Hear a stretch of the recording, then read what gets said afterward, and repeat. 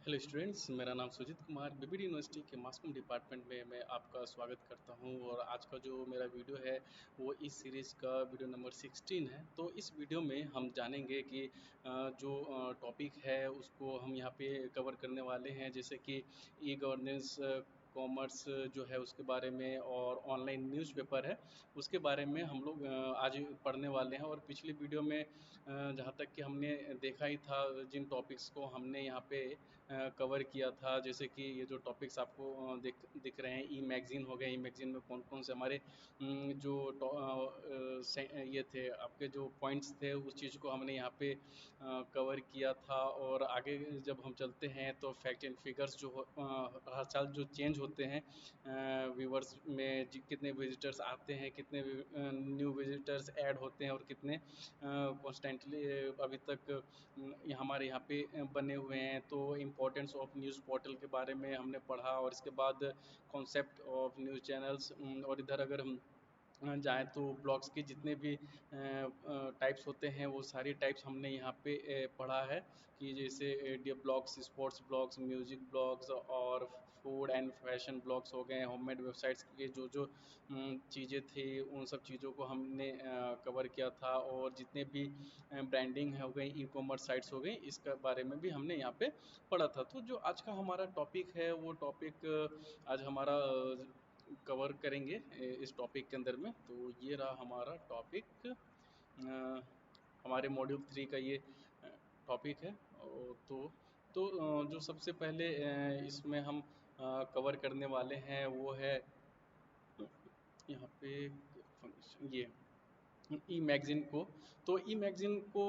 हम यहाँ पे कवर करेंगे, और ई मैगज़ीन के बारे में जो भी पॉइंट्स हैं वो सारे हम यहाँ पे बात करेंगे। जैसे कि अगर ई मैगज़ीन जाएँ, जिसे हम ई ज़िन भी हम कहते हैं, ठीक है। ये डिजिटल के फॉर्म में आता है, मैंने आपको पहले भी बता रखा हुआ है। ये डिजिटल के फॉर्म में आता है और एचटीएमएल के फॉर्म में आता है, और आप इसे ईज़िली डाउनलोड करते हैं, और पीडीएफ के फॉर्म में आप इसे रीड करते हैं, और वहाँ से जो भी आपको न्यूज़ की रिक्वायरमेंट होती है, आप वहाँ से कॉपी पेस्ट करते हैं, और जहाँ पे भी आपको यूज़ करना होता है आप वहाँ से यूज़ करते हैं। तो इसकी जो अभी के टाइम का अगर मैं मार्केट की बात करूँ, तो इसकी मैं अभी जो डिजिटल मैगज़ीन है, इसका मार्केट शेयर काफ़ी हद तक औरों के बराबर तक पहुँच गई है। जहाँ पे ई पोर्टल में जितनी भी कंटेंट आती है, चाहे वो न्यूज़ से रिलेटेड हो, या इंफॉर्मेशन से रिलेटेड हो, या एंटरटेनमेंट से रिलेटेड हो, उन सारे को अगर मैं बात करूँ तो ई फॉर्म में अब मैगज़ीन ने भी धीरे धीरे अपना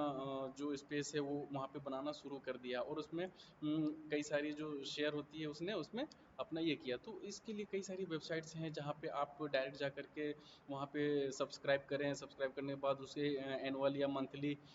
या क्वार्टरली, जो भी आपके पास जो प्लान है, आप उस प्लान को वहाँ से परचेज कर सकते हैं। और जो जब भी वो मैगज़ीन आप पब्लिश करती है पब्लिशिंग कंपनी, तो आपको अकाउंट पे इसका नोटिफिकेशन आ जाएगा, या वो डायरेक्टली आपके जो मेल आईडी है उस पे उसकी एक सॉफ्ट कॉपी आपको भेज देंगे। तो वहाँ से आप उसको बहुत आसानी से पढ़ सकते हैं। अगर ये कंपोनेंट्स एंड फंक्शंस की बात करें, तो यहाँ पे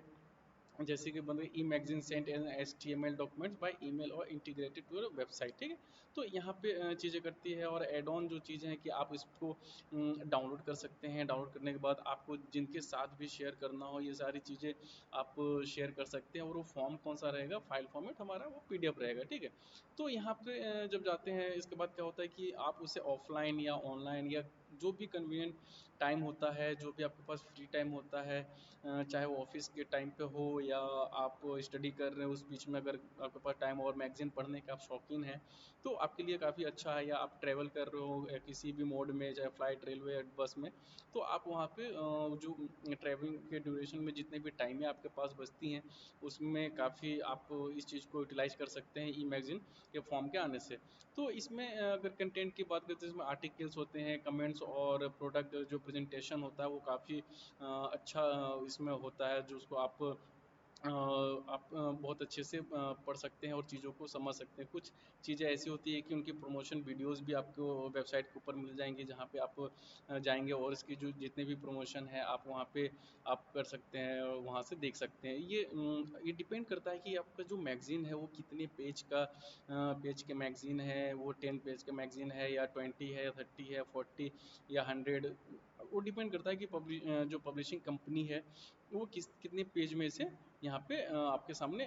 ला रही है। तो जब हम आगे चलते हैं नेक्स्ट, तो e magazine and characterise several character के बारे में हम यहाँ पे जानेंगे, जैसे कि पीरियोडिक पब्लिकेशन और पब्लिकेशन ऑफ स्पेशल ओकेजन। ठीक है, तो पीरियोडिक टेबल वो होता है कि वो साल में 3 से 4 बार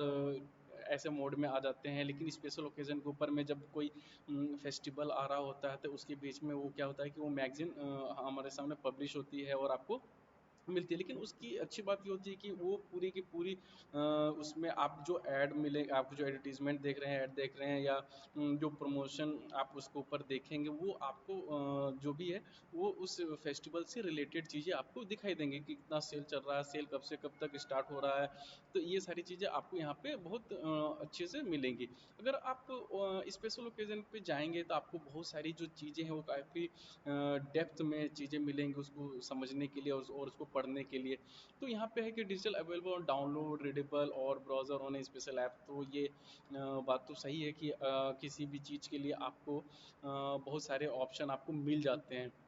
वेबसाइट के ऊपर पे जा कर के उसको डाउनलोड कर सकते हैं, या क्या होता है कि कितने मैगज़ीन जो हैं वो अपना खुद का ऐप लॉन्च करते हैं और उसमें नई नई चीज़ें हमेशा ऐड ऑन होते रहती हैं, चाहे वो छोटे से आर्टिकल्स हों या पूरी की पूरी पीडीएफ फाइल में वो आपको ऐड ऑन मिले बहुत सारे पेज के साथ। तो यहाँ पे अगर आप देख रहे हैं थर्ड पॉइंट को, तो यहाँ पे आप देख रहे हैं कि multimedia content, images, video, application और सर्वे भी इसके अंदर में आते हैं। अगर सर्वे की बात करूँ तो किसी प्रोडक्ट को लेकर के उसकी कितनी डिमांड है मार्केट में, या जो मैगज़ीन आप पढ़ रहे हैं उसको डिजिटली ये सर्वे करते हैं। उस पे आपको ऑप्शन में आएगा कि आपको ये मैगज़ीन क्यों पसंद है, उसमें 3-4 ऑप्शन दिए जाएंगे। इसका जो मंथली रेंटल है क्या वो आपके लिए अच्छा है या उसे आप अफोर्ड कर पा रहे हैं, तो वो भी आपको ऐसे करके वो सारे सर्वे को इस पे कंडक्ट करते हैं। और वीडियोज़ वगैरह जो भी है मान लीजिए पब्लिश हो रहा है, या इंटरव्यू अगर वो जो मैगज़ीन है वो किसी ऑथर को या जो एक्सपर्टीज़ हैं उस फील्ड के उसकी जो इंटरव्यूज़ वगैरह कंडक्ट करवाते हैं, तो वो भी आप लाइव या बाद में ऑफलाइन मोड में आप उसको देख सकते हैं। Direct user interaction is possible है इस पे कि आप जब वीडियोस देख रहे हों या ऑनलाइन चीज़ें वहाँ पे ब्रॉडकास्ट हो रही हों, तो आप उसमें इजीली कमेंट कर सकते हैं और अपने जो क्वेश्चंस हैं वहाँ से ले सकते हैं, और जो भी आपने कमेंट किया उसकी जो फीडबैक है आप वहाँ से इजीली ले सकते हैं। जो एक्सपर्ट्स बैठे हुए हैं वो आपको सारी चीज़ें जो भी है वो आपको भेज सकते हैं। और इसके और अच्छी फ़ायदे चीज़ ये है कि आप इसके लिंक को ईजिली शेयर कर सकते हैं। अगर आपने ये आपके ड्राइव पे अगर आया हुआ है, अगर ड्राइव से आप और किसी को अगर भेज रहे हैं, तो अपनी ड्राइव के लिंक को आप दे दें, तो दूसरे लोग जो भी हैं जो इस मैगज़ीन का वेट कर रहे हो या मैगज़ीन पढ़ने के बहुत शौकीन हो, तो उनके लिए भी ये सारी चीज़ें बहुत अच्छी होंगी। तो ये यहाँ पे लिखा कैन बी रीड ऑफलाइन और ऑनलाइन। आप इसको जैसे कि मैंने आपको बताया कि आप इसको अपने कन्वीनियंट टाइम के हिसाब से आपके पास जो भी स्पेस टाइम है वर्क के बाद, आप उसमें कभी भी ऑनलाइन या ऑफलाइन जा कर के इसको पढ़ सकते हैं। कंप्यूटर, टैबलेट या स्मार्टफोन जो भी गैजेट्स हैं आपके पास, उसके हेल्प से आप इस चीज़ को पढ़ सकते हैं और उसमें कर सकते हैं। ठीक है, तो मैगजीन इंटरनेट कनेक्शन रिक्वायर्ड, ये चाहिए ही चाहिए, क्योंकि जो पब्लिशर है वो आपके घर पे आकर के आपको ये मैगज़ीन की कॉपी दे कर के नहीं जाएगा, क्योंकि आपने इसे ऑनलाइन परचेज़ किया हुआ है डिजिटल फॉर्म में पढ़ने के लिए, ई मैगज़ीन या ई ज़ीन के लिए। तो आपको इसके लिए इंटरनेट का होना बहुत ज़्यादा ज़रूरी है। ठीक है, टारगेटिंग द स्पेसिफिक ऑडियंस। तो आप कौन सी मैगज़ीन को आप परचेज़ कर रहे हैं या उसकी मेंबरशिप को आप ले रहे हैं, तो ये इंटरेस्ट ऑफ एरिया जो है ये आपके ऊपर डिपेंड करता है कि आपका जो इंटरेस्ट ऑफ एरिया ये किस चीज़ से रिलेटेड है। चाहे वो स्पोर्ट्स से रिलेटेड हो, ऑटोमोबाइल से रिलेटेड हो, फैशन से रिलेटेड हो, ब्लॉग से रिलेटेड हो, या टूर एंड ट्रेवल से रिलेटेड हो, या गवर्नमेंट की जो पॉलिसीज़ आती हैं, जो नए स्कीम आते हैं उससे रिलेटेड हो। तो अगर तो ये जो सारी मैगज़ीन होती हैं उनकी एक स्पेसिफिक एक ऑडियंस, टारगेट ऑडियंस होती है, वो उनके लिए जो कंटेंट होती है, जो उनको पसंद है वो सारे कंटेंट, वो सारे कंटेंट उनके लिए ही वहाँ पे पब्लिश करते हैं, ताकि जो भी ऑडियंस है वो उनको जो उनकी रिक्वायरमेंट है, जिस इंफॉर्मेशन की रिक्वायरमेंट है, वो सारी रिक्वायरमेंट उस मैगजीन से उनकी फुलफिल हो जाए। तो यहाँ पे जो हमारा नेक्स्ट टॉपिक है वो है ऑनलाइन न्यूज़पेपर। तो ऑनलाइन न्यूज़पेपर के बारे में हमने काफ़ी पिछले वीडियोज़ में भी बात की है। तो यहाँ पे अगर मैं बात करूँ तो ऑनलाइन न्यूज़पेपर जो पब्लिश है इलेक्ट्रॉनिक डॉक्यूमेंट्स और कंप्यूटर नेटवर्क है, और ये स्पेशली इंटरनेट के लिए है। तो यहाँ पे अगर मैं बात करूँ तो जितने भी न्यूज़ जो प्रिंट पब्लिश कंपनी है वो सारे ने अपने अपने जो वेबसाइट्स है या अलग से उसके लिए एक जो डिजिटल फॉर्म में जो न्यूज़ या वीडियोज़ वो पब्लिश करते हैं, उसके लिए एक अलग से पोर्टल को उन्होंने बना रखा हुआ है, जिस पे आप जाएंगे और जो भी न्यूज़ आपकी रिक्वायरमेंट होगी तो आप वहाँ से वो न्यूज़ वहाँ से ले सकते हैं। तो ई न्यूज़पेपर की सबसे अच्छी बात ये होती है कि अगर आपको बाकी आपको जिस चीज़ की रिक्वायरमेंट नहीं है उस पेज को आप नहीं पढ़ें, आप उससे आगे भी निकल सकते हैं, उसको इजीली स्वैप कर करके, या नेक्स्ट पेज जो है उस पे करके आप उसको आगे की तरफ जा सकते हैं, फॉरवर्ड हो सकते हैं। तो आपके लिए वहाँ पे कोई बाउंड्रीज नहीं है किसी भी चीज़ को लेकर के कि हाँ मुझे ही पढ़ना है। तो आप उसको नेक्स्ट करके नेक्स्ट पेज पे आप जंप कर सकते हो, और वहाँ से जो भी इंफॉर्मेशन चाहिए और जो भी आपका एरिया ऑफ इंटरेस्ट का है वो आप वहाँ से पढ़ सकते हैं। तो ई गवर्नेंस और कॉमर्स की अगर मैं बात करूँ तो यहाँ पे कुछ शॉर्टकट्स दिए हुए हैं, इनके शॉर्ट नेम दिए हुए हैं। तो यहाँ अगर मैं बात करता हूँ गवर्नमेंट टू सिटीजन, ठीक है, G2C। तो ये गवर्नमेंट टू सिटीजन इसलिए बनाया गया क्योंकि ये वेबसाइट है जो गवर्नमेंट जो भी चीज़ पब्लिश करती है वो अपने सिटीजन्स के लिए, या जो वहाँ के जो हम लोग हैं उनके लिए पब्लिश करती हैं, ताकि उनको जो इन्फॉर्मेशन है गवर्नमेंट में की क्या एक्टिविटी हो रही है उसके हिसाब से जितने भी तरह के, जैसे डिफेंस हो, वेलफेयर हो, एजुकेशन हो, सारी चीज़ें हैं, तो उसके लिए अलग से एक वेबसाइट होती है। हर मिनिस्ट्री के अपनी अपनी वेबसाइट है। तो उसके हिसाब से लोगों को जहाँ से रिक्वायरमेंट होती है वो वहाँ से ले जा सकते हैं। तो यहाँ से आप देख रहे होंगे कि यहाँ पे लिखा हुआ है कि communication transaction integration of various stand alone system between government to citizen, जिसको हम G2C भी कहते हैं। और गवर्नमेंट टू बिजनेस की बात करें तो जिसे हम G2B कहते हैं। जी मतलब गवर्नमेंट, और टू मतलब बिटवीन आप बोल सकते हैं, और आप भी मतलब जो बिजनेस है उसके लिए आप गवर्नमेंट टू गवर्नमेंट। G2G मतलब कि गवर्नमेंट के बीच की जो जितने भी वर्क्स होती हैं वो इस पे इस नाम से हम उनको कोड करते हैं। और गवर्नमेंट टू एम्प्लॉय की बात करते हैं तो G2E। ऐसे करके आप यहाँ पे जा सकते हैं। बैक ऑफिस की भी जितने भी वर्क्स हैं वो सारे यहाँ पे मिलते हैं। ई गवर्नेंस और गवर्नमेंट की जो सर्विसेज हैं वो अवेलेबल होती है उनके जो गवर्नेंस की साइट्स हैं, वेबसाइट्स है, या जो पेज है उसके ऊपर आपको वहाँ से मिल जाएंगे। तो इसकी सबसे अच्छी चीज़ ये है कि उसमें ट्रांसपेरेंट रहती हैं, एफिशिएंट होती हैं, और जो सफिशिएंट होती है आपके जो भी क्वेरीज होती हैं उसके लिए आपको उसके ऊपर बहुत सारी वेबसाइट में मेल आईडी मिल जाएंगी, जो उनके हेडक्वार्टर है वहाँ के आपके टेलीफोन नंबर मिल जाएंगे, जहाँ से आप अपनी जितनी भी क्वेरीज है आप वहाँ से इजीली रिजॉल्व कर सकते हैं जो भी आप प्रॉब्लम फेस कर रहे हैं। तो इसको बनाने के पीछे यही रीज़न था कि जो सिटीजन्स हैं और जो गवर्नमेंट है उनके बीच की जो गैप है उसको फुलफिल किया जा सके,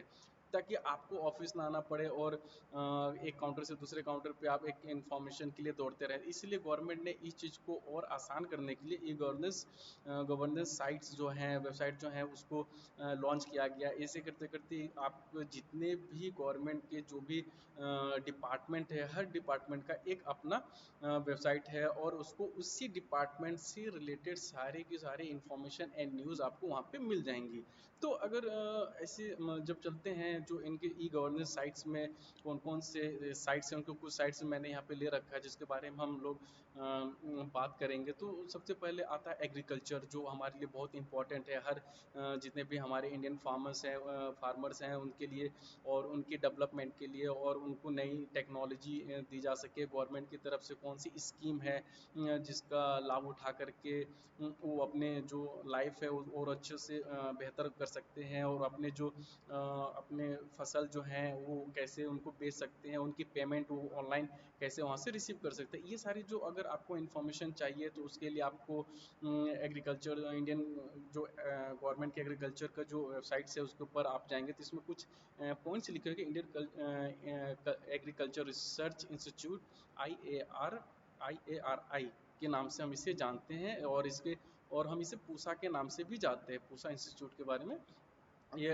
हर स्टेट में आपको जो एग्रीकल्चर डिपार्टमेंट है वहाँ आपको मिल जाएंगे। वो हर स्टेट जो अपने स्टेट्स के जितने भी फार्मर्स हैं, चाहे वो गेहूं से हो या आपके धान से हो, या जो पल्सेस हैं उनसे रिलेटेड हो, वेजिटेबल से रिलेटेड हो, हर एक चीज़ जो फार्मर की फार्मिंग की कैटेगरी में, एग्रीकल्चर की कैटेगरी में आती है, वो सारी की सारी जो इन्फॉर्मेशन है उससे जो फंडिंग की से भी जितनी भी रिलेटेड बातें हैं, वो आपको सारी की सारी इंडियन गवर्नमेंट की जो एग्रीकल्चर है रिसर्च सेंटर IARI, उसके ऊपर आपको मिलेंगे। लेकिन इसको कुछ चीज़ें हैं ये कैसे चेंज हुई और कैसे डेवलप हुई, तो इसको बारे में यहाँ पे लिखा हुआ है। एग्रीकल्चर जो रिसर्च एजुकेशन एंड एक्सटेंशन है, अगर आप एग्रीकल्चर की अगर आप पढ़ाई करना चाहते हैं, तो आपको जो एग्रीकल्चर गवर्नमेंट की जो यूनिवर्सिटीज़ हैं या इंस्टीट्यूट है, आपको वहाँ पे जा कर के पूरी की पूरी इसके बारे में आपको पढ़ाई करनी पड़ेगी। और जो नई टेक्नोलॉजी आ रही है कि इस फसल के बीज से आप नई फसल को कैसे आप बना सकते हैं, इसके लिए कम पानी की रिक्वायरमेंट होगी, या जो खाद वगैरह का जो हम यूज करते हैं उसके बारे में भी हम यहाँ पे जान सकते हैं। तो पूसा जो है institute divert from the fact institute was originally located in Pusa, Bihar. तो ये सबसे पहले बिहार में बना था, और एग्रीकल्चर 1911 में इसको बनाया गया था। इसके बाद इसको रीनेम करके इसका इम्पेरियल एग्रीकल्चर रिसर्च इंस्टीट्यूट 1919 में इसका नाम चेंज कर दिया। तो ये सारी जो है ये हिस्ट्री की थोड़ी सी पार्ट्स हैं जो हमने यहाँ पे ले रखा हुआ है, ताकि आपको इस चीज़ को समझने में आसानी मिले। तो अगर इसको हम बात करते हैं, तो अगर आप इसको क्या हुआ था कि रिलोकेट कर दिया गया था, मतलब इसको जो जगह था उसको बदल करके 1936 में इसको दिल्ली में ले आया गया था। और institute in Delhi finance and administrated by the Indian government council agriculture research centre के अंडर में अब ये चलता है। और उस पर और green revolution in India of 1970s, ये हिस्ट्री का पार्ट है कि ग्रीन रिवोल्यूशन इंडिया में कब स्टार्ट हुआ था। तो 1970 में ये स्टार्ट किया गया था। इसको करने के पीछे सबसे बड़ा रीज़न था कि हमारे यहाँ पे जितनी भी खेती होती है, तो उस चीज़ को और हम कैसे बढ़ावा दे सकते हैं, और जो हमारे फार्मर्स हैं तो वो इसमें और कितना ग्रोथ कैसे कर सकते हैं, और अपनी जो फाइनेंशियल कंडीशन है उसको और कितना इम्प्रूव कर सकते हैं। गवर्नमेंट जो स्कीम लाई है, या जो उनको लोन दिया जा रहा है, या उनकी जो फसल जो ख़राब हो रही है उसके लिए जो क्या कहते हैं पॉलिसी, LIC कवर, जो भी चीज़ें उनको कवर करती है, उनके फसल को अगर बर्बाद होती है तो उनको रिलैक्सेशन कब तक मिलेगा, कितना मिलेगा, इन सारी चीज़ों की आपकी जो है आपको ये एग्रीकल्चर के ही में मिलेगा। तो हर स्टेट वाइज भी अगर जा सकते हैं, अगर आपको एग्रीकल्चर में इंटरेस्ट हो, तो आपको इंडियन गवर्नमेंट्स और स्टेट गवर्नमेंट्स ने मिलकर के कई सारे इंस्टीट्यूट को वहाँ पे इन्होंने इस्टेब्लिश किया हुआ है, जहाँ करके जा करके आप महीने 3 महीने 4 महीने का आप एक पर्टिकुलर एक फसल के ऊपर पे जा कर के आप ट्रेनिंग ले सकते हैं, और उस चीज़ को बारे में जान सकते हैं कि जो हमारा फसल है इसको और कैसे अच्छे से हम इसको ग्रो कर सकते हैं कम पानी में, और मिट्टी की टेस्टिंग कैसे की जाती है, कौन सी मिट्टी कौन से फसल के लिए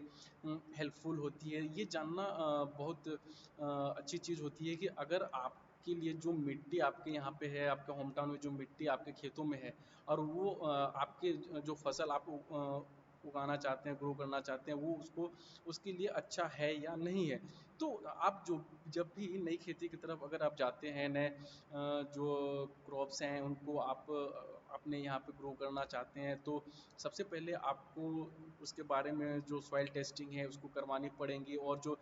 एक्सपर्टीज़ होते हैं एग्रीकल्चर से रिलेटेड, आपको उनसे बात करनी पड़ेगी, ताकि आपका जो नुकसान है वो कम से कम हो, और आपकी जो प्रॉफिट हो वो ज़्यादा से ज़्यादा हो। तो इंडियन गवर्नमेंट का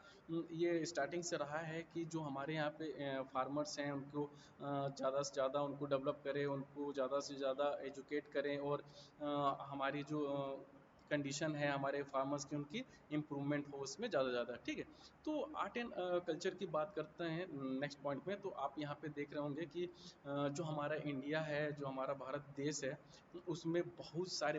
सारी वेराइटी हैं हमारे आर्ट एंड कल्चर को लेकर के। हमारे यहाँ पे इतने सारे लैंग्वेजेस बोले जाते हैं, इतने सारे फोक डांस हैं या ट्रेडिशनल डांस हैं, जो सॉन्ग्स हैं, largest collection of songs, music, dance और ट्रेडिशनल परफॉर्मेंस आर्ट्स, इन सारी चीज़ें हैं, जितने भी रिचुअल्स हैं, तो उनके पीछे की जो फैक्ट होती हैं, जो सच्चाई होती हैं, वो सारी की सारी चीज़ें आर्ट एंड कल्चर डिपार्टमेंट जो होता है गवर्नमेंट का, वो उनके यहाँ से होता है। वो हर साल नई नई चीज़ों के ऊपर वर्क करते हैं, ताकि उनका ये इस चीज़ पे फोकस रहता है कि किसी भी स्टेट की जो ट्रेडिशनल चीज़ें हैं, जो फोक डांस है, या जो वहाँ की जो थीम सॉन्ग होती हैं किसी भी स्टेट की, जिस लैंग्वेज में है, वो ख़त्म ना हो। उसको हमेशा क्या कहते हैं कि प्रमोट करने के लिए गवर्नमेंट नई नई स्कीम लाती है, फंडिंग होती है। उसमें आप थिएटर प्ले वगैरह देख सकते हैं, सिंगिंग कंपटीशन देख सकते हैं, वहाँ के जो लोकल लैंग्वेजेस हैं उनके अंदर में,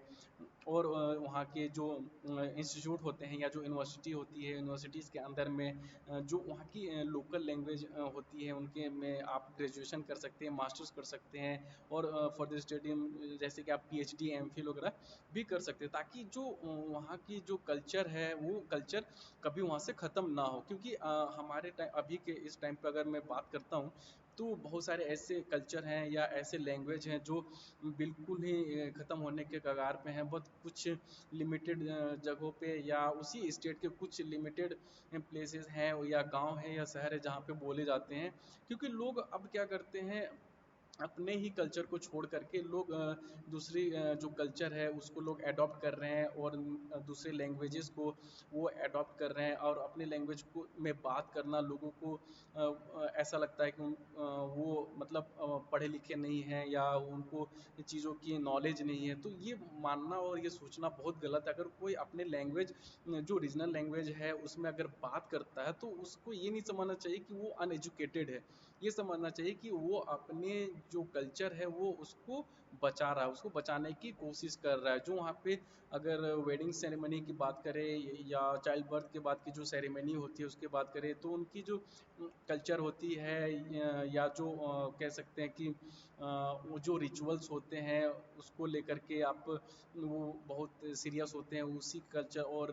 रिचुअल्स में वो सारी चीज़ों को कंप्लीट करते हैं। अगर मैं पेंटिंग की बात करूँ, तो कई ऐसे स्टेट्स हैं जो पेंटिंग के लिए बहुत जाने जाते हैं। जैसे मिथिला पेंटिंग की अगर मैं बात करूँ, बिहार के जो मिथिलांचल एरिया है वहाँ पे जब देखते हैं, तो जो न्यू दिल्ली और पटना, न्यू दिल्ली के बीच की जो राजधानी है, उस पे आप इस जो पेंटिंग है, इस पेंटिंग को आप बहुत अच्छे से देख सकते हैं। क्योंकि उन्होंने अपने कल्चर को बचाने के लिए, उन्होंने अपने जो मिथिला पेंटिंग है उस चीज़ को बचाने के लिए, उन्होंने पूरे वर्ल्ड को दिखाने के लिए किया है कि उन्होंने इस ट्रेन के ऊपर पूरी की पूरी वो आर्ट को पेंट करवा दिया। तो ये बहुत अच्छी बात है, जहाँ की भी कल्चर, जैसे भी कल्चर है, वो अपने कल्चर को प्रमोट करें, चाहे वो रेलवे से करें, या अपने वेबसाइट से करें, या वहाँ पे जो यूनिवर्सिटीज़ हैं, चाहे वो किसी भी तरह की यूनिवर्सिटीज़ है, उस पे जा करके आप उनको वहाँ पे लोगों को प्रमोट करें, ताकि लोग हमारे इंडिया के जो भी कल्चर है उसके बारे में लोग जानें। और हमारा भी ये फ़र्ज़ बनता है कि हम भी अपने इंडियन कल्चर्स को सपोर्ट करें, उनकी रिस्पेक्ट करें, ना कि उनको डिसरिस्पेक्ट दें और उसके बारे में हम गलत बात करें या गलत चीज़ें समझें। तो जो मेन चीज़ है, इसीलिए इस डिपार्टमेंट को यहाँ पे इस्टेब्लिश किया गया है इंडिया में, ताकि इनका ये जितनी भी टीम होती है और जितने लोग इसके अंडर में वर्क कर रहे होते हैं, इनका सारा का सारा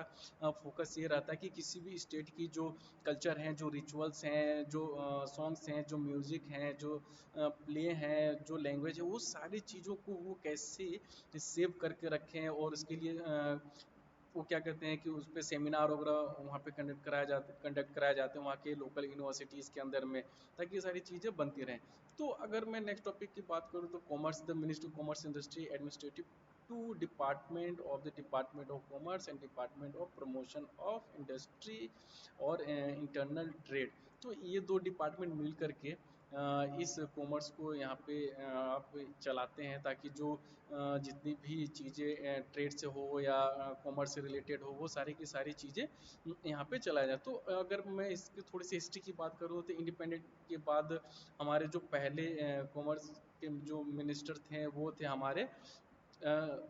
Shyama Prasad Mukherjee, and current minister Piyush Goyal हैं, जो भारतीय जनता पार्टी से हैं। ठीक है। तो और इनसे पहले सुरेश प्रभु थे, 31 मई 2019 तक। तो इनका ये काम होता है कि वो जो कॉमर्स से रिलेटेड और ट्रेड से रिलेटेड जितने भी वर्क होते हैं, उस पे जा कर के ये सारा का सारा आप जो इन्फॉर्मेशन आप वहाँ से ले सकते हैं। अगर कम्युनिकेशन डिपार्टमेंट की बात करें तो कम्युनिकेशन डिपार्टमेंट में बहुत ज़्यादा रिस्पॉन्सिबिलिटीज़ होती है टेली कम्युनिकेशन से रिलेटेड, पोस्टल सर्विस से रिलेटेड, और ठीक है, तो और टेलीविज़न इंटरनेट पे जो कंटेंट आते हैं उसके लिए आप इस पे सारी की सारी इन्फॉर्मेशन आपको दी जाती हैं। जो टेलीकम्युनिकेशन के अंदर में आपका ये ट्राई भी आता है, जिसमें कि इनका ये काम होता है कि जो ऐड हमारे यहाँ पे बन रही हैं या जो ब्रॉडकास्ट हो रही हैं उसको कैसे चलाया जाए, उनकी जो पॉलिसीज़ होती हैं वो पॉलिसी के अंदर में आते हैं कि नहीं आते हैं। टेलीकम्युनिकेशन के अंदर में अगर आप जो मोबाइल यूज कर रहे हैं या जो DTH वगैरह यूज करते हैं, तो वो भी सारी की सारी जो चीज़ें हैं वो टेलीकम्युनिकेशन के अंदर में ही पूरी की पूरी आती है, जो ठीक है। तो अगर मैं नेक्स्ट पे चलूँ तो डिफेंस की अगर मैं बात करता हूँ, तो डिफेंस में अभी हमारे जो मिनिस्टर हैं राजनाथ सिंह डिफेंस मिनिस्टर हैं। तो इसमें जितने भी जो बॉर्डर से रिलेटेड इशू होते हैं, जो अभी आपने चाइना इंडिया और नेपाल इंडिया, पाकिस्तान इंडिया और बांग्लादेश इंडिया से जितने भी प्रॉब्लम इशू होती हैं वो सारे के सारे जो डिफेंस मिनिस्टर हैं वो उस पर बात करते हैं अपने लेवल से, और उस चीज़ को जो प्रॉब्लम्स है उसको सॉर्ट आउट करने की जो कोशिश की जाती है, ताकि दोनों जो कि दोनों कंट्रीज़ हैं, दोनों कंट्री के बीच में किसी भी तरह के वॉर की जो कंडीशन है वो ना बन पाए। तो इसके लिए क्या होता है कि डिफेंस मिनिस्ट्री के अंडर में जितने भी आर्म्स एक्ट होते हैं वो सारे बनते हैं कि जो मिसाइल्स हैं वो हमें कितनी खरीदनी है, कहाँ से खरीदनी है, जो एग्रीमेंट है वो कितने साल की एग्रीमेंट है, ठीक है। तो ये सारी चीज़ें जो हैं हमारे डिफेंस मिनिस्ट्री के अंदर में आती हैं, जो गन्स हैं, जो बुलेट्स हैं, जो बॉडी गार्ड्स हैं, वो सारी चीज़ों को लेकर के सारी चीज़ें हमारे पास रहती है। अगर एजुकेशन की बात करें जिसकी रिक्वायरमेंट और ज़रूरत की बात करें तो इंडिया में बहुत ज़्यादा ज़रूरी है, क्योंकि एजुकेशन के बिना किसी भी कंट्री की पहचान बहुत फीकी मानी जाती है। अगर वहाँ की लिटरेसी रेट ज़्यादा है तो वो कंट्री एजुकेटेड होता है, वो कंट्री ज़्यादा ग्रोथ करता है और वो चीज़ों को समझने में ज़्यादा सक्षम होते हैं, ज़्यादा एबल होते हैं, ठीक है। तो ये बहुत ज़्यादा ज़रूरी है कि पहले सबसे पहले क्या होता था कि एजुकेशन से रिलेटेड नहीं था, ये पहले HRD मिनिस्ट्री हुआ करता था, ठीक है। ह्यूमन रिसोर्सेज डेवलपमेंट होता था 1985 से 2020 तक। तो इसके पिछले मंथ ही इसका नाम चेंज करके जब इसमें न्यू एजुकेशन पॉलिसी ला गई थी, इसको एजुकेशन के फॉर्म में इसको कन्वर्ट कर दिया गया था। पॉलिसी इसका काम होता है कि जो स्कूल हैं, जो इंस्टीट्यूट हैं, जो यूनिवर्सिटीज़ हैं, वो उसकी जो गाइडलाइन है वो गाइडलाइन को फॉलो कर रहे हैं कि नहीं कर रहे हैं, कौन सी यूनिवर्सिटी फेक है, तो इसमें कौन से जो सब्जेक्ट्स पढ़ाए जा रहे हैं, चाहे वो स्कूल लेवल से हो या इंडिया के जितने भी बोर्ड हैं उसके अंदर में कौन कौन से सब्जेक्ट, कौन सी बुक्स, कौन से टॉपिक्स पढ़ाए जाएंगी, इसके ऊपर उनका पूरा का पूरा फोकस रहता है, ताकि जो एजुकेशन बच्चों को मिले तो उसके लिए पूरा और इनका जो सबसे ज़्यादा फोकस होता है वो गवर्नमेंट टीचर्स जो स्कूल्स होती हैं इसके ऊपर होता है, क्योंकि गवर्नमेंट स्कूल में जो पढ़ाई की जो लेवल होती है वो थोड़ी सी कम होती है। इससे लोग क्या करते हैं कि सबकी मैं बात नहीं कर रहा हूँ, लेकिन हाँ कुछ ऐसे हैं जो जहाँ पे जो टीचर डिज़र्व नहीं करते हैं टीचर बनने के लिए, वैसे लोग जा कर के वहाँ पे पढ़ा रहे हैं, वहाँ पे टाइम पास कर रहे हैं सिर्फ और सिर्फ पैसों के लिए, और ताकि उनको सैलरी मिलती जाए, उनको ये फील हो कि हाँ उनकी लाइफ सिक्योर है। लेकिन वो इस बारे में नहीं जानते हैं कि आप जिन बच्चों को पढ़ा रहे हैं, जिन बच्चों को एजुकेशन दे रहे हैं, क्या वो एजुकेशन उनके लिए आने वाले समय में सही है या नहीं है। तो इसके बारे में वो नहीं जानते, उनका ये मतलब होता है कि हाँ हर मंथ मेरी सैलरी ऑन टाइम आ रही है, मेरा ज़िंदगी चल रहा है बस। तो वो क्या करते हैं कि नए नए चीज़ों को ऊपर वो काम नहीं करना चाहते हैं, जो बुक्स के अंदर हमें है बस उन्हीं के पेज को उन्होंने पलटा और उसके बारे में पढ़ाया छोड़ दिया। लेकिन आपको ज़रूरी है कि आप पढ़ाने के साथ साथ उसमें प्रैक्टिकल के फॉर्म में भी आप चीज़ों को बताएं। ऐसे कई सारे गवर्नमेंट टीचर हैं हमारे इंडिया में जो जिनकी पढ़ाने की जो एबिलिटी की अगर मैं बात करूं तो उनसे अच्छा और कुछ नहीं हो सकता। उनकी एबिलिटी काफ़ी अच्छी होती है, वो बच्चों को काफ़ी बहुत अच्छे से पढ़ाते हैं। अगर आप स्कूल में बच्चों को अच्छे से पढ़ाएंगे तो जो ज़्यादा से ज़्यादा जो गरीब बच्चे हैं जो प्राइवेट स्कूल के फीस को अफोर्ड नहीं कर सकते हैं वो आकर के आपके पास पढ़ेंगे। तो जो इंडियन गवर्नमेंट है, मिनिस्ट्री ऑफ एजुकेशन है, उनका जो जितना भी फोकस होता है उनका फोकस यही होता है कि जो हमारे देश के जो कंट्री के जितने भी बच्चे हैं वो अच्छी एजुकेशन मिले, उनको प्रैक्टिकल और थ्योरेटिकल नॉलेज दोनों साथ साथ मिले, और दोनों उनको बराबरी में ये चीज़ें मिले, ताकि चीज़ों को समझने में उनको दिक्कत नहीं, और नई नई टेक्नोलॉजी, नई चीज़ों के बारे में भी उनको हम बताएं। तो इन्वायरमेंट एंड फॉरेस्ट की अगर हम बात करते हैं तो इसके अंदर में हमारे जितने फॉरेस्ट हैं, जितने भी लेक हैं, उसको ये डिपार्टमेंट प्रोटेक्ट करती हैं, और किसे कंजर्वेटिव करना है, किसे सेव करके रखना है, जो प्लानिंग है, प्रमोशन है, कोऑर्डिनेटिंग, ओवर सीजिंग है, ये सारी चीज़ें जो हैं वो इसके अंडर में, फॉरेस्ट एनवायरनमेंट के अंदर में आती है। इन्वायरमेंट एंड फॉरेस्ट के ये सारी चीज़ें यहाँ पे देखती हैं, ताकि कोई किसी जो क्या होता है कि लोग जो भूमाफिया होते हैं, या जो जो हमारे यहाँ पे स्टोन्स आते हैं, या जो कोल माइंस होते हैं, वो कहीं उसके कारण से, या जो फैक्ट्री होती हैं उनके कारण से, उनके पोल्यूशन से जो हमारे इन्वायरमेंट है, या जो हमारे आसपास के रहने वाले जो जितनी पॉपुलेशन है, वो कहीं इफेक्ट तो नहीं पड़ रही है, तो ये सारा काम इनके अंदर में होता है। तो अगर मैं फाइनेंस एंड टैक्सेस की बात करूँ, तो इसके अंदर में जो डॉक्टर निर्मला सीतारमन है, वो इस चीज़ को संभालती हैं। तो इनका काम होता है कि किस कंपनी से टैक्स लेना है, कितनी टैक्स लेनी है, जो ईएमआई बनती है उसकी टैक्स कितनी बनेगी, एजुकेशन टैक्स अगर होती है तो उस पर कितनी बनेगी, लोन जो जितने भी तरह के लोन होते हैं, car loan, home loan, personal loan, या एजुकेशन लोन की बात करें, या डिजीज लोन की बात करें, इन जितनी सारी लोन हैं उनका इंटरेस्ट कितना बनेगा, उनका जो पीरियड होता है वो पीरियड कितने टाइम का होता है, उसके बीच की जो रिलैक्सेशन होती है वो कितनी होती है। तो ये सारी की सारी जो चीज़ें हैं वो ये फाइनेंस एंड टैक्सेस के बीच में आती हैं। जैसे कि आप यहाँ टैक्सेशन देख सकते हैं, फाइनेंशियल लेजिस्लेशन, जो इनकी गाइडलाइन होती है, इनकी जो पॉलिसीज़ होती है, उसके हिसाब से ये चीज़ें कभी ऊपर और नीचे की तरफ आती जाती रहती है इंडियन इकोनॉमी के हिसाब से। ये कोई फिक्स नहीं होता है कि हमें इतना ही है तो ये फिक्स हो, ऐसा नहीं होता है। कभी कभी ये चीज़ें चेंज भी होती है। फाइनेंशियल इंस्टीट्यूशन और कैपिटल मार्केट की भी जो चीज़ें हैं वो सारी की सारी चीज़ें कंट्रोल करती है। आरबीआई के साथ इनकी लगातार मीटिंग्स और बातें होती रहती हैं कि किस चीज़ को कौन से ऐसे चीज़ लाएं, और कैसे जो कैपिटल ग्रोथ है हमारे यहाँ पे वो कैसे बढ़ाया जाए, ताकि ज़्यादा से ज़्यादा टैक्स और रेवेन्यू हम यहाँ से इंडिया की ग्रोथ के लिए जनरेट कर सकें। तो ये सारे काम यहाँ पे होते हैं, जैसे Indian economic service, Indian cost account service, और इंडियन सिविल अकाउंट सर्विस, ये सारे जो डिपार्टमेंट भी हैं, ये सारी चीज़ें यहाँ तक इस पे आती है। अगर फूड एंड डिस्ट्रीब्यूशन की बात करें तो सबसे ज़्यादा ज़रूरी है, अगर मैं शुरुआत इसकी कुछ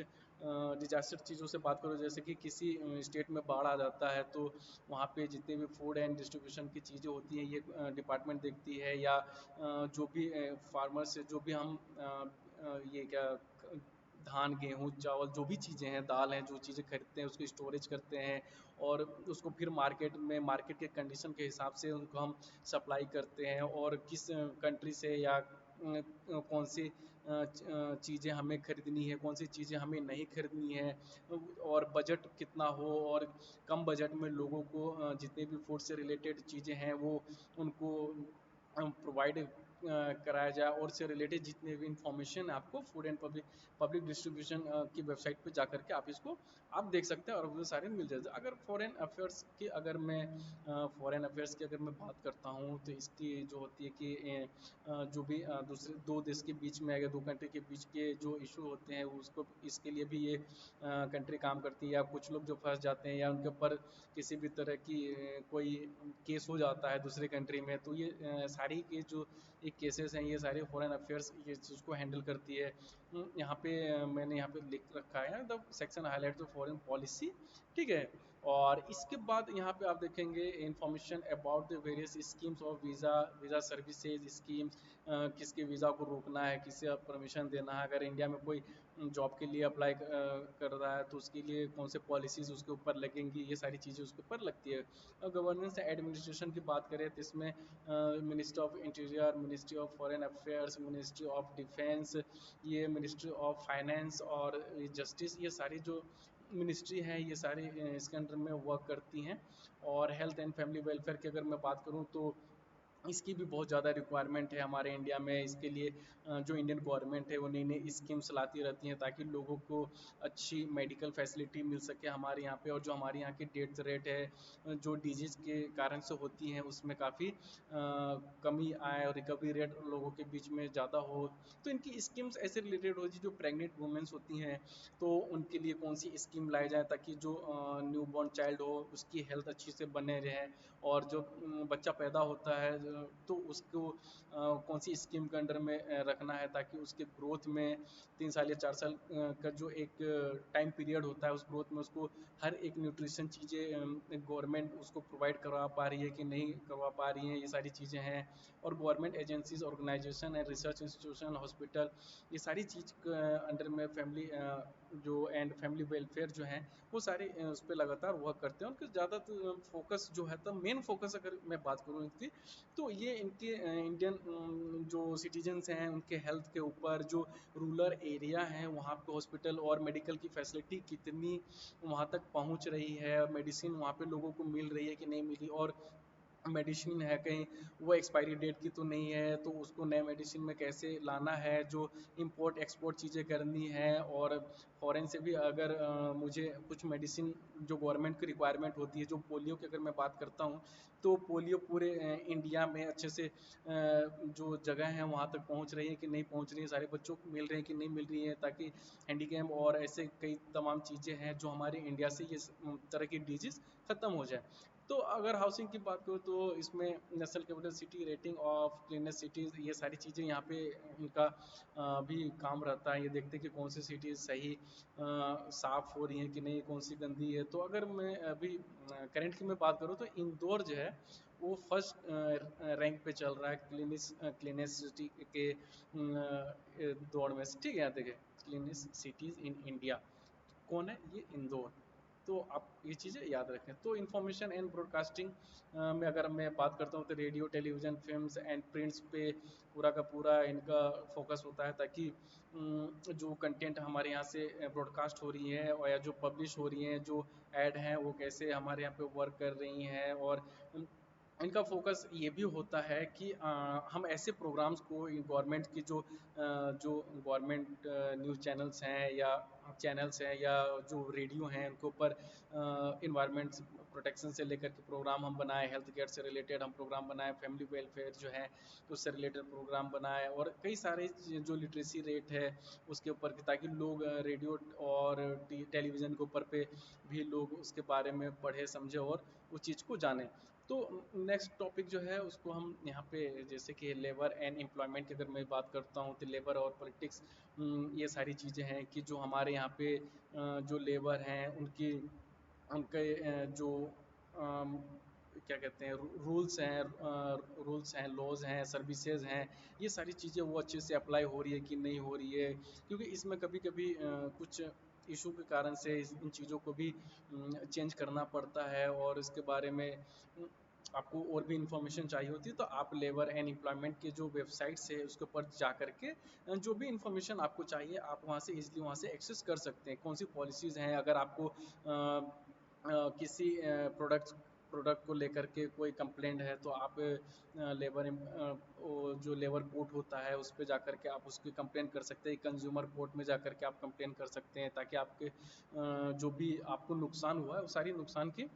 भरपाई वहाँ से हो सके। तो पावर एंड एनर्जी की बात करूँ तो यहाँ पे जो essential inputs economics development improving the daily Indian life के लिए पावर एंड एनर्जी की बहुत ज़्यादा रिक्वायरमेंट हमारे यहाँ पे है। ताकि अभी भी ऐसे कई गांव हैं या ऐसे कई शहर हैं जहाँ पे पावर की जो सप्लाई है वो अच्छे से नहीं होती है। और वहाँ तक पावर जो है वो पहुँच भी नहीं पाया, अगर पहुँच भी गया है तो सिर्फ वो देखने और दिखाने के नाम पे ही होती है कि हमारे यहाँ इलेक्ट्रिसिटी पहुँच गई। लेकिन जो सर्विसेज है कितने टाइम के लिए इलेक्ट्रिसिटी वहाँ पे मिल रही है, कितनी देर के लिए मिल रही नहीं है, कितने दिनों के बाद मिल रही है, इन चीज़ों की मॉनिटरिंग करने के लिए पावर एनर्जी जो डिपार्टमेंट है वो इस चीज़ को काम करता है। और उनके लिए स्कीम से लेकर के आता है कि जो डोमेस्टिक इलेक्ट्रिसिटी है वो कैसे उसकी रेंट आएगी, जो कैसे यूनिट पे आएगी। अगर आप कमर्शियल पे जा रहे हैं तो कमर्शियल पे आपको जो स्कीम है उसके अंडर में आपको सारी चीज़ें आपको देनी पड़ेगी, क्योंकि एनर्जी जो है हमारे और आपके लाइफ के लिए बहुत इम्पोर्टेंट पार्ट बन चुका है अभी के टाइम पे। अगर इलेक्ट्रिसिटी नहीं है, पावर नहीं है, एनर्जी नहीं है, तो अभी हम लोग के लिए सब कुछ बिल्कुल उसको नील मान सकते हैं, और उसको वो हो भी जाता है। अगर किसी शहर की इलेक्ट्रिसिटी अगर चली जाए तो कहीं ना कहीं अगर आपको देखा कि जो ऑफिसेज हैं वो काम करना बंद कर देंगी, और जितने भी फैक्ट्रीज हैं वो सारे की सारी काम करना बंद कर देंगी। तो इससे क्या होगा कि इंडियन इकोनॉमी को काफ़ी लॉस होगा। यहाँ से जो गवर्नमेंट है उनको भी लॉस होगा, जो कंपनीज हैं चाहे प्राइवेट हो या आपके गवर्नमेंट हो, उन सारी चीज़ों को वहाँ पे लॉस होना यहाँ पे बनता है, और वो काफ़ी उनको लॉस यहाँ से होंगी ही होंगी। तो साइंस एंड टेक्नोलॉजी की अगर मैं बात करूँ तो साइंस टेक्नोलॉजी क्या की इंटरनल पार्ट और कल्चर जो होती है, जो फिलॉसफी होती है उनके हिसाब से, और एंशिएंट टाइम से हम जानते हैं कि साइंस एंड टेक्नोलॉजी की जो डेवलपमेंट है, वो जो ग्रोथ है, वो सारी चीज़ें हमारे यहाँ पे बहुत ज़रूरी होती है, और ये बहुत ज़्यादा ज़रूरी भी है, बहुत मायनों में लेकर स्टूडेंट्स के लिए, स्कॉलर्स के लिए, रिसर्चर्स के लिए, साइंटिस्ट के लिए कई सारे की डॉक्यूमेंट्स एंड प्रोग्राम्स यहाँ पे की जाती है। साइंस एंड टेक्नोलॉजी जो प्लेज है हमारे लाइफ में, जो रोल है इनका काफ़ी इम्पोर्टेंट रोल होता है, ताकि हमारे यहाँ पे जो टेक्नोलॉजी और ग्रोथ है वो अपडेट रहे, और जो नई चीज़ें हैं हमारे इंडिया में वो आए, या यहाँ पे इन्वेंट हो उस चीज़ को, और उस चीज़ का जो प्रॉफिट है वो उसको हम ले सकें। तो अगर मैं ट्रांसपोर्ट की बात करता हूँ तो ट्रांसपोर्ट से आप यहाँ पे तो मिनिस्ट्री और जो होती है ट्रांसपोर्ट मिनिस्ट्री, उसका ये काम होता है कि जो भी ट्रक्स होती हैं, जो आपकी बसेस होती हैं, और चाहे वो एयर ठीक है, तो इन सब चाहे रेल, रोड, वाटर वेज, ये सारी जो मोड्स हैं, ये सारे मोड्स को ये ट्रांसपोर्ट यहाँ पे फैसिलिटी करती है, ताकि आपके जो भी जो सप्लाई हो रही है ट्रांसपोर्ट से, वो सारी चीज़ें उस पॉलिसी के अंदर में हैं कि नहीं है, जो कोई ऐसी तो नहीं है कि वो जो ट्रांसपोर्ट है वो वर्क कर रहा हो, और वो हमारे सोसाइटी के लिए या इन्वायरमेंट के लिए वो कुछ प्रॉब्लम इशू कर रहा है। उस चीज़ को लेकर के ये ट्रांसपोर्ट एंड ये सारी जो मिनिस्ट्री है वो करती है। ट्रेवल एंड टूरिज्म की मैं अगर बात करूँ तो हर कंट्री चाहता है कि उसकी जो ग्रोथ हो, जो ठीक है, तो वो ट्रेवल टूरिज्म से भी उनकी ग्रोथ, इसलिए जो क्या कहते हैं, इसीलिए लोग हर स्टेट्स जो है वो अपने यहाँ की जो एंशियंट चीज़ें हैं उस चीज़ को काफ़ी संभाल करके रखता है, ताकि वहाँ पे क्या कहते हैं टूरिज़्म की जो एक्सेस हो वो बहुत अच्छे से हो। वहाँ पे रेलवे की जो रेलवे स्टेशन वहाँ पे अच्छे से बनाए जाते हैं, बस स्टैंड बनाए जाते हैं, ताकि हर एक स्टेट से, और अगर और भी दूर की स्टेट से अगर कोई बस आ रही हो तो ईजिली वहाँ पे एक्सेस हो जाए। इससे क्या होता है कि इंडियन इकोनॉमी ग्रोथ होती है, उसके साथ एम्प्लॉयमेंट भी इसमें जनरेट होता है। जैसे कि आप ट्रेवल एजेंट हो, चाहे आप गाड़ियों का क्यों ना आप ट्रेवल कर रहे हो, उसके लिए अगर रेंट पे देने के काम हो, होटल्स हो, फूडिंग्स हो, कई तमाम चीज़ें हैं जो आपको ट्रेवल एंड टूर्स से आपको ये मिलेंगी। तो ये सारी जो दो टॉपिक थी हमने इस वीडियो में कवर किया हुआ है, कंप्लीट हो गया। तो ई गवर्नेंस और ऑनलाइन न्यूज़पेपर्स कैसे वर्क होती हैं, और ई गवर्नेंस है उसके अंदर में कौन कौन से जो पॉइंट्स हैं, कौन कौन से डिपार्टमेंट हैं वो इसमें आती हैं। तो नेक्स्ट वीडियो में हम बात करेंगे हमारे जो कुछ यहाँ पे जैसे कि define media convergence and divergence, और social media networking science, internet verse of conversational electronic and media modes, ये सारे जो दो तीन टॉपिक और जो रह गई हैं उसको हम नेक्स्ट वीडियो में उसको कवर करेंगे। तो मैं उम्मीद करता हूँ कि जो भी इन्फॉर्मेशन मैंने दी और जो आपको पढ़ाया वो अच्छे से समझ में आ रहा है। तो मिलते हैं हम नेक्स्ट वीडियो में कुछ नए और कंटेंट के साथ, तब तक के लिए बाय।